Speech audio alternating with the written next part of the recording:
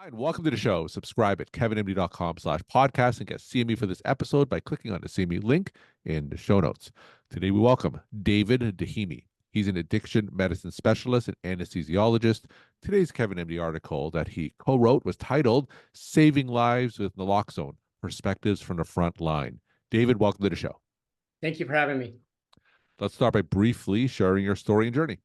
Well, I'm an anesthesiologist by training and got into private practice and everything was going great. But after a few years, I was looking to learn and do some additional things.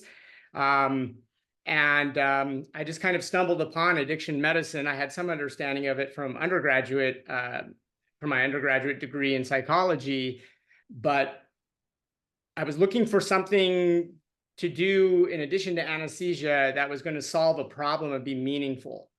And around 2011 is when I started looking into addiction medicine, and heroin was kind of replacing pills as the #1 cause of overdose death in the United States. And at that time, there were about 30,000 overdose deaths, and it had recently passed motor vehicle accidents as the #1 cause of accidental death.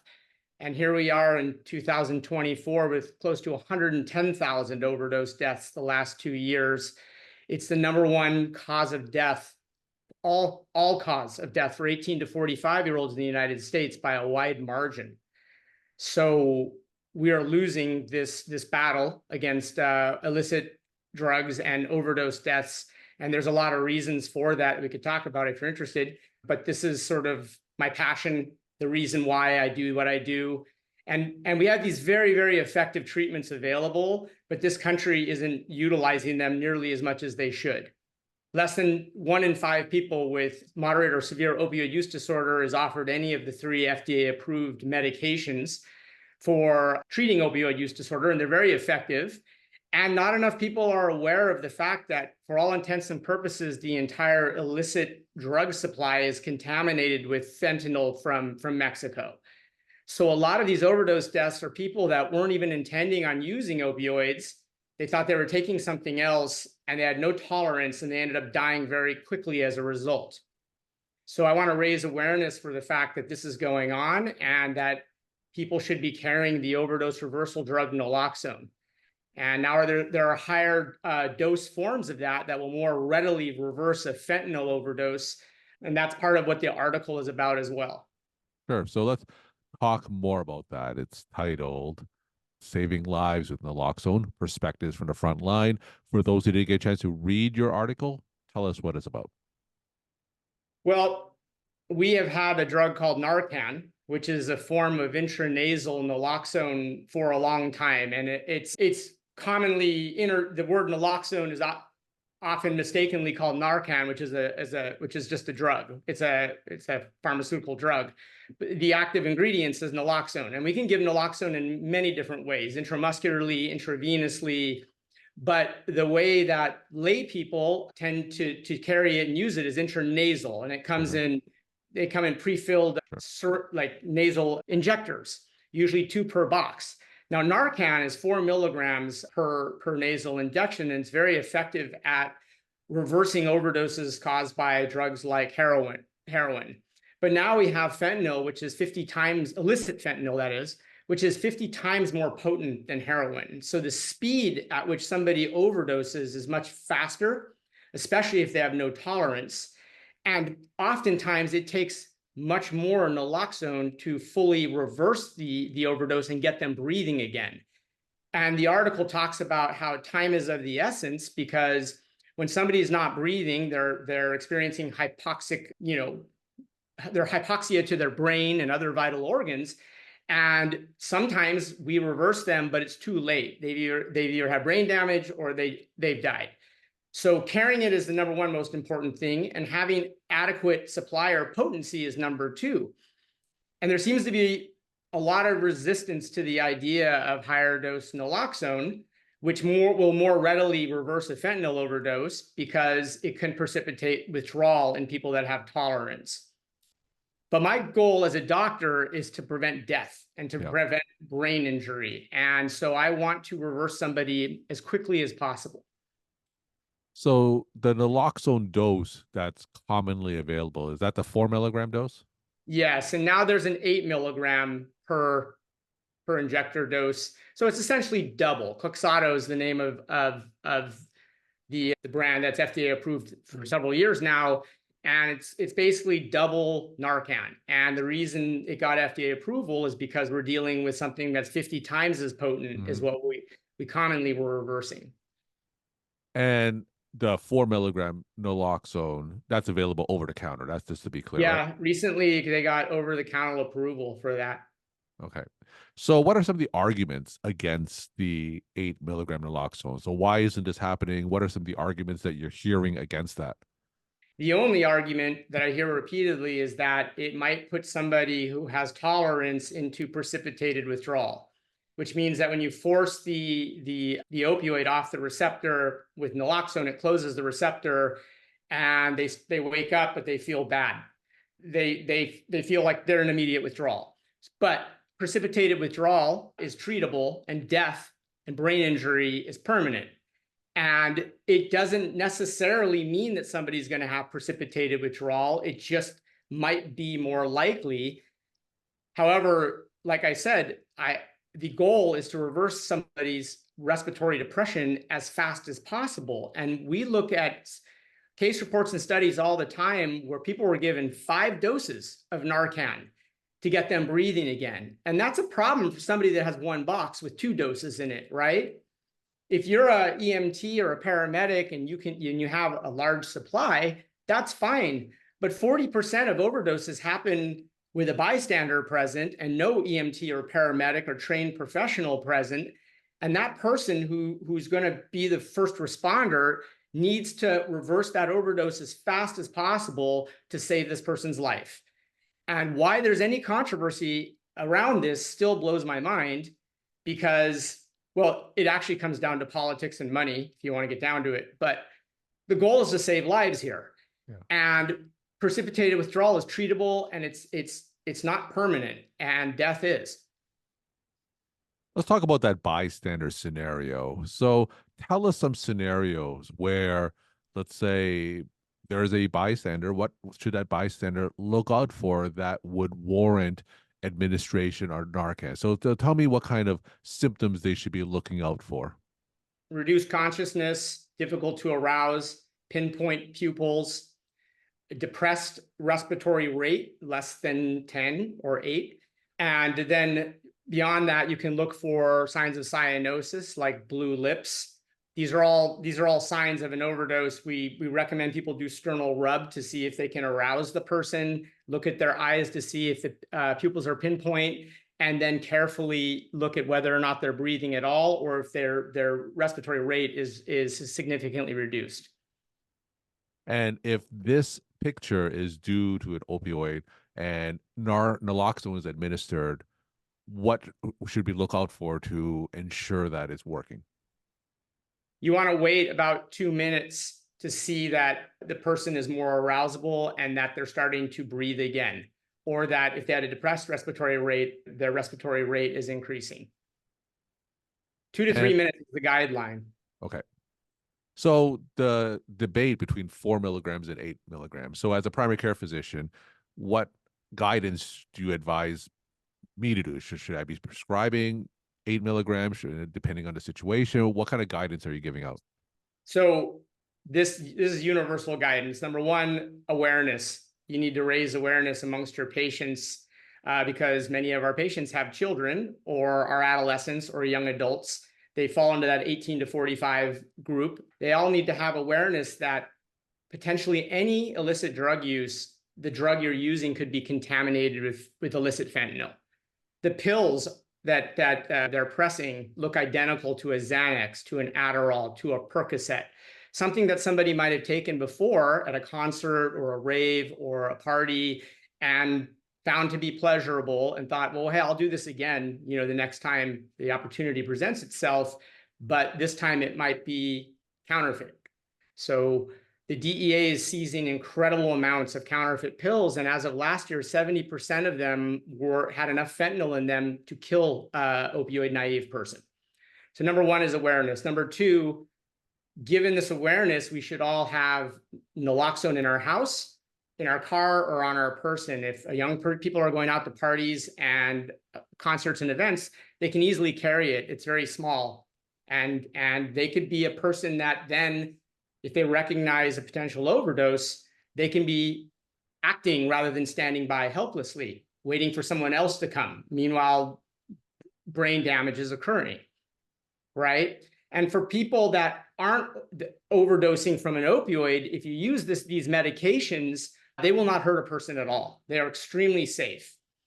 Whether a person opts for 4 milligrams or 8 milligrams is a personal choice. We dispense it and order it for all of our patients at our OUD treatment clinic called MYMATCLINIC.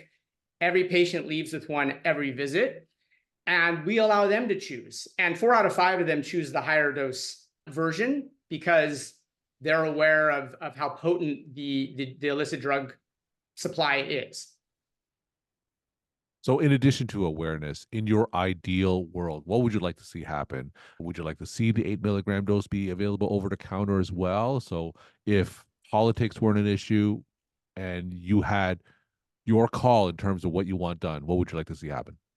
I would like there to be massive public service campaigns where you see billboards driving down the highway and you see commercials on TV funded by the government raising awareness and what the treatment options are, what the opioid reversal options are, and that it was basically like you have AEDs everywhere now, right? In airports and in schools, so that it's so readily available all over the place that we could prevent all of these unnecessary deaths.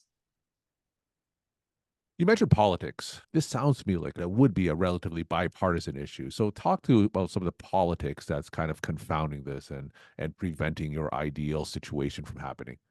This is absolutely a bipartisan issue, right? Because everybody, regardless of what your political affiliations or beliefs are, can potentially be impacted by this. With 110,000 deaths a year, that's a lot of deaths, right? So a lot of it has to do in our country with our attitudes towards addiction and drug use. We still hold on to very old ideas that this is something that people, are deciding to do, and that it's a moral failing, and that if you're addicted to something, you should just stop. When in reality, we recognize it medically as a chronic relapsing disorder of the brain. Okay, so as a chronic relapsing disorder of the brain, we can see neurologic changes on fMRI and CT scans for somebody that has an addiction with regards to dopamine receptors and a healthy brain. And so it's not as simple as just stopping, because their brains are not functioning like a normal brain. They're not weighing risks like a normal brain does. And then there's the physiological and psychological impact of abruptly stopping. So that being the case, we should use medications to treat this, just like we do treat other chronic relapsing diseases, and you can name any number of them. And we have these effective treatments that greatly improve the outcomes. At least for opioid use disorder and for alcohol use disorder, we have very good options, right? Number two, countries that have been successful in combating illicit drugs, they've come at this with much more of a harm reduction attitude, whereas the United States comes at this much more from a punitive point, right? And being punitive does nothing to solve the problem. What we need to do is we need to sort of come at this from harm reduction and make treatment available to the people that want it. And the idea that people simply aren't going to use drugs, that has never, ever been proven to be the case. Young people in particular are novelty seeking, and they will always try drugs, regardless of whatever national campaign, don't, dare or what have you. They are not effective. What is effective is raising awareness and having realistic conversations about the risks, just like you would talk to kids in sex ed training, right? They're not going to not have sex. You have to basically teach them about the risks and then tell them what the options are to keep themselves safe. And then then you empower them to make better decisions. And we need to do the same thing in the United States with regards to drugs. So are we seeing the uptake of naloxone vary depending on the part of the country? No, naloxone is surprisingly not controversial in terms of everybody can agree that naloxone is a good thing. The controversial part is whether or not higher doses of naloxone are appropriate. So the argument I told you already was, oh, for people with opioid use disorder, you might put them into precipitated withdrawal. In my clinic, the people that have opioid use disorder, they want the stronger stuff. 4 out of 5 of them want Clexato over Narcan because they're not dumb, right? And they'd rather have time-limited precipitated withdrawal than not be reversed. Okay. The other part that nobody talks about, but I think is really a big deal, is of those 110,000 deaths, a lot of them are the opioid naive people that we discussed, where they just are trying something now and then. Because these people have no tolerance, they're gonna stop breathing and overdose much more quickly than somebody who has some tolerance. So to say we should only make 4 milligrams available totally discounts all those people. And these are the kids of moms and dads who just made one bad decision one time and they ended up dead as a result. And they didn't, they should have the option, these parents and all of us, not just parents, in terms of what we think we should carry and what we think we should have. And these aren't the only 2 options of naloxone, but they're probably the 2 most common ones. So what do we have to look forward to especially from a primary care perspective, when it comes to raising awareness and combating opioid use disorder? So what's on the horizon? So what we have is we have very effective treatments for opioid use disorder. And more recently, we have these long-acting injectable forms of buprenorphine that are incredibly effective for our patient population. So these are known as drugs like Sublocade or Brixadi. It's much better for these patients to make one decision a month versus having to make good decisions with a controlled substance, which they take once or twice a day. So I'm looking forward to more of these tools to have in our armamentarium to treat opioid use disorder. Also, I think important on the horizon is that we need to develop these types of medication-assisted treatments for other use disorders or addictions, like methamphetamine is a big one. Right now, we don't have any real effective treatments. Ironically, the deadliest of all the addictions is opioid use disorder, and we have the best treatments, but we are only 1 in 5 people or less are even being offered them. So expanding our existing treatments could be tremendously impactful in reducing the amount of disease we have and the amount of overdoses we have. And people look at the behaviors of somebody who's in addiction, and they don't like the behaviors. But the behaviors are symptoms of an untreated disease. And when you treat the disease, the behaviors improve almost immediately. And we could have less homelessness, less crime, less mental health by expanding these treatments. We're talking to David Deyhimy. He's an addiction medicine specialist and anesthesiologist. Today's KevinMD article is Saving Lives with Naloxone, Perspectives from the Front Line. David, will end with some of your take-home messages to the KevinMD audience. Okay, number 1, raising awareness, like we talked about. Parents and friends must talk openly about the fact that this is happening, that the illicit drug supply is contaminated. Number 2, carrying the reversal medications, whatever form, but carry a form of reversal medication, but knowing that fentanyl is the primary thing that's causing more than 80% of these deaths, consider carrying higher dose naloxone. And number 3, if you or somebody has opioid use disorder, there are very effective treatments available, and these are increasingly being expanded across the country. You should look for somebody who has an MAT clinic or medications for opioid use disorder. Find them online. They're incredibly effective at combating opioid use disorder.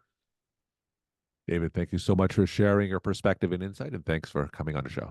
Yeah, thank you for having me.